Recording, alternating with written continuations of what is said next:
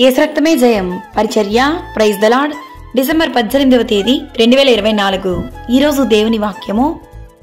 ప్రియులారా, మన హృదయము మన యందు దోషారోపణ చెయ్యని ఎడల దేవుని ఎదుట ధైర్యము గల వారమగుదుము. 1 యోహాను 3వ అధ్యాయం 21వ వాక్యము.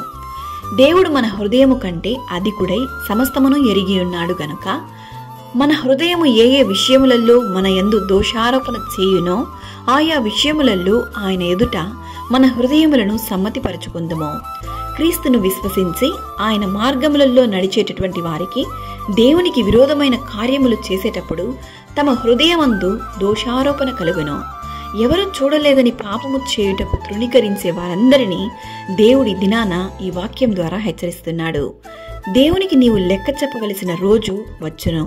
జాగ్రత్త నా ప్రియ సహోదరి సహోదరులారా. మనుషులు పైరూపాన్ని చూస్తారు, కానీ దేవుడు హృదయ అంతరంగాన్ని ఎరిగి ఉన్నాడు. దేవుడు నిన్ను చూస్తున్నాడని మరువకు. విరిగి నలిగిన హృదయమే యెహోవాకు ఇష్టమైన బలులు.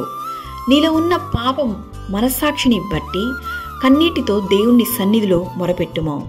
మనమైన ఆజ్ఞలను గైకొనొచ్చు ఆయన దృష్టికి ఇష్టమైనవి చేయుచున్నాము గనుక మనమేమి అడిగినను అది ఆయన వలన మనకు దొరుకును.